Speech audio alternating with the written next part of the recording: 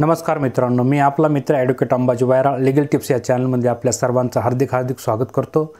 आज आपण या व्हिडिओमध्ये बघणार आहोत भारतीय न्याय संहिता, भारतीय नागरिक सुरक्षा संहिता आणि भारतीय साक्ष अधिनियम हे नवीन कायदे। असेच नवीन माहितीची व्हिडिओ मिळण्यासाठी या चॅनलला अगोदर सबस्क्राइब करून घ्या, सोबतच बेल आयकॉन प्रेस करायला अजिबात विसरू नका। तर मित्रांनो, चला जाणून घेऊया नवीन 3 कायद्याबद्दल।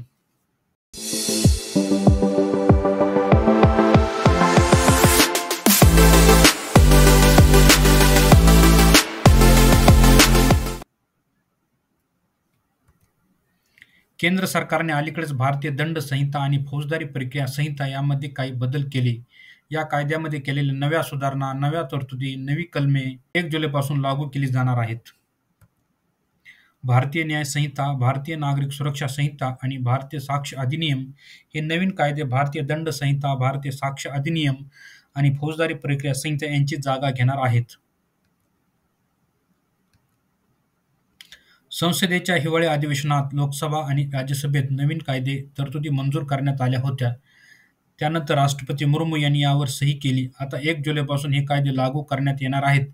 हे 3 कायदे भारतीय पुरावा कायदा 1872, फौजदारी प्रक्रिया संहिता 1973 आणि भारतीय दंड संहिता 1960 यांची जागा घेतील।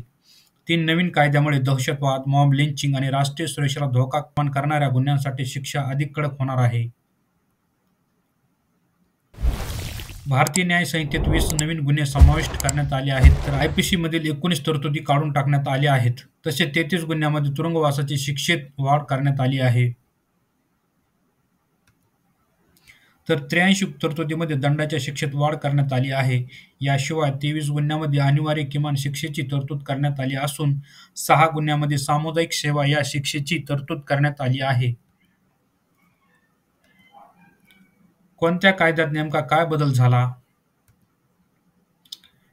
मित्रांनो, सुरुवातीला बघूया आपण आयपीसी कोणते कृत्य गुन्हा आहे आणि त्यासाठी कोणती शिक्षा होईल हे या अंतर्गत ठरवले जाते। आता हा कायदा भारतीय न्याय संहिता म्हणून ओळखला जाईल। आयपीसी मध्ये 511 कलमे होती, तर नवीन भारतीय न्याय संहितेमध्ये 358 कलमे असतील। यामध्ये 21 नवीन गुन्ह्यांची भर पडली आहे। 41 गुन्ह्यांमध्ये कारावासाची कालावधीत वाढ करण्यात आली आहे। 82 गुन्ह्यांच्या शिक्षेत वाढ करण्यात आली आहे। 25 गुन्ह्यात किमान शिक्षेची तरतूद करण्यात आली आहे, तर 6 गुन्ह्यांमध्ये समाजसेवेची शिक्षा होणार आहे, तर अनेक कलमे रद्द करण्यात आली आहेत। आता बघूया सीआरपीसी। अटक, तपासणी, खटला चालवण्याची प्रक्रिया सीआरपीसी नुसार होते।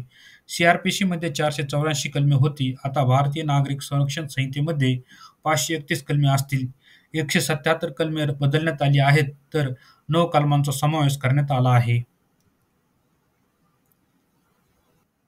इंडियन एव्हिडन्स ऍक्ट खटल्यातील तथ्य कसे सिद्ध होईल, जबाब, साक्ष्य कसे नोंदवले जातील हे सर्व भारतीय पुरावा कायद्यानुसार निश्चित केले जाते। भारतीय पुरावा कायद्यात 167 कलमे होती। आता यामध्ये 170 कलमे असतील। 24 कलमांमध्ये बदल करण्यात आले आहेत। 2 नवीन कलमे समाविष्ट करण्यात आले आहेत, तर 6 कलमे रद्द करण्यात आली आहेत। मित्रांनो, जर आपल्याला कायद्याविषयी सल्ला पाहिजे असेल तर स्क्रीनवर दिलेल्या नंबरला आपण फोन करू शकतात।